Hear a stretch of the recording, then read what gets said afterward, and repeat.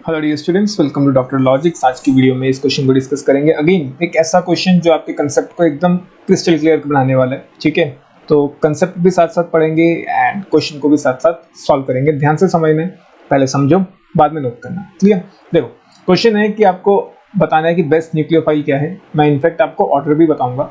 ठीक है, best nucleophile आपको बताना है इन द गिवन सॉल्वेंट्स। तो फर्स्ट पार्ट में देखते हैं। 3 न्यूक्लियोफाइल्स हैं आपके पास, OCH3। बेसिकली हम इसको अगले पेज पे ले चलते हैं। आपके पास 3 न्यूक्लियोफाइल्स हैं, CH3O नेगेटिव, एक है आपके पास CH3 CH2O negative and third one is CH3S negative. And आपको ये न्यूक्लियोफिलिक स्ट्रेंथ बतानी है सबसे ज़्यादा किसकी होगी इन मिथेनॉल। देखो, मिथेनॉल जो होता है अपना, ये पोलर प्रोटिक सॉल्वेंट है। इसके अंदर आयनाइजेबल हाइड्रोजन है, तो ये पोलर प्रोटिक सॉल्वेंट है। क्लियर? पोलर प्रोटिक सॉल्वेंट में क्या होता है, हाइड्रोजन बॉन्डिंग हो जाती है। अब हमने चेक करना है कि हाइड्रोजन बॉन्डिंग किसमें सबसे ज्यादा होगी। जिसमें सबसे ज्यादा हाइड्रोजन बॉन्डिंग होगी उसमें न्यूक्लियोफिलिक कैरेक्टर सबसे कम हो जाएगा। क्यों? क्योंकि वाटर मॉलिक्यूल्स उसके आसपास आके घेरा डाल देंगे, उसको अटैक ही नहीं करने देंगे। क्लियर? ऑक्सीजन ज्यादा इलेक्ट्रोनेगेटिव होता है as compare to the sulphur. तो ऑक्सीजन के अंदर डेंस नेगेटिव चार्ज होता है। डेंस नेगेटिव चार्ज होने के कारण इसकी हाइड्रोजन बॉन्डिंग बहुत ज्यादा होती है। Electronegativity of oxygen is much more than that of sulphur. ठीक है, तो इसके ऊपर डेंस नेगेटिव चार्ज होता है, तो ये ज्यादा हाइड्रोजन बॉन्डिंग शो कर सकता है। तो इसके आसपास घेरा ज्यादा अच्छे तरीके से डलेगा as compare to that of sulphur. तो पोलर प्रोटिक सॉल्वेंट्स के केस में sulphur is a better nucleophile as compare to the oxygen. Clear?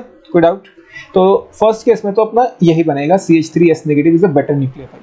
अब सेकंड केस में आ जाओ, OH negative water and NH2 negative. OH negative water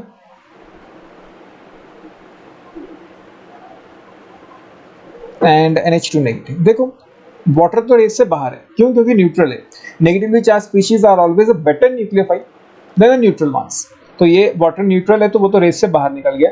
बचता है OH negative and NH2 negative, और solvent है DMF, डाइमिथाइल फॉर्मामाइड। DMF होता है आपका डाइमिथाइल फॉर्मामाइड। ठीक है, कुछ इस तरीके का स्ट्रक्चर होता है इसका, NMe COH, dimethyl formamide. Clear? ये देखो, इसके ऊपर कोई आयनाइजेबल हाइड्रोजन नहीं है, लेकिन हाँ पोलर बॉन्ड्स जरूर है। आयनाइजेबल हाइड्रोजन कोई भी नहीं है, पोलर बॉन्ड जरूर है। तो ये polar protic solvent, polar aprotic solvent, sorry, ये polar aprotic solvent. Clear? Polar aprotic solvent के अंदर मैंने आपको क्या बताया था, पहले भी हमने ऐसे क्वेश्चन डिस्कस किए कि जो पोलर एप्रोटिक सॉल्वेंट्स होते हैं उसके अंदर nucleophilic strength is directly proportional to the basicity. जिसकी बेसिसिटी ज्यादा उसकी न्यूक्लियोफिलिक स्ट्रेंथ भी ज्यादा। क्लियर? अब देखो, यहाँ पे OH नेगेटिव में ऑक्सीजन ने बिहेव करना है एज ए न्यूक्लियोफाइल एंड यहाँ पे नाइट्रोजन ने बिहेव करना है एज ए न्यूक्लियोफाइल। ऑक्सीजन ज्यादा इलेक्ट्रोनेगेटिव है, तो टाइटली होल्ड करके रखेगा इलेक्ट्रॉन को और देना पसंद नहीं करेगा। जबकि नाइट्रोजन की इलेक्ट्रोनेगेटिविटी कम है, वो इतना टाइटली होल्ड नहीं करेगा, कहेगा ठीक है जाना है तो जाओ। ठीक है, तो it is will be better nucleophile. तो इस केस में जो NH2 नेगेटिव है, मतलब third option, this will be better nucleophile than OH negative. Clear? तो इसमें भी अपना NH2 negative is a better nucleophile than OH negative.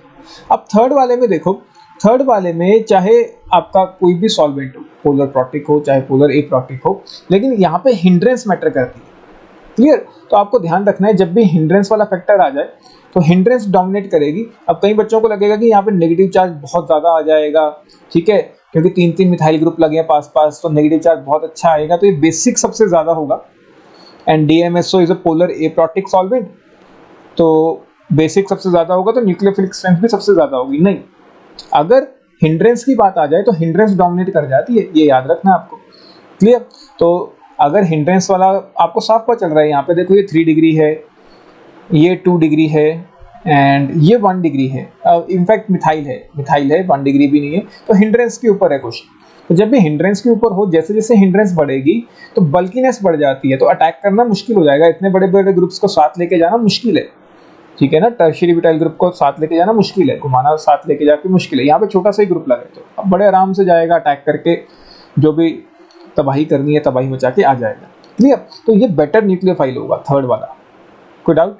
Clear? तो अब यहाँ पे ये MS चौहान का क्वेश्चन है, ठीक है। बहुत सारी वीडियोस ऐसी हैं जिसमें बहुत अलग अलग तरीके से आंसर समझाया गया आपको, इनफैक्ट डी ऑप्शन को निकाल के दे दिया गया, क्यों? क्योंकि वहाँ पे डी ऑप्शन दिया हुआ है एज आंसर, लेकिन आंसर में यहाँ पे आपको चेंजेस करने हैं।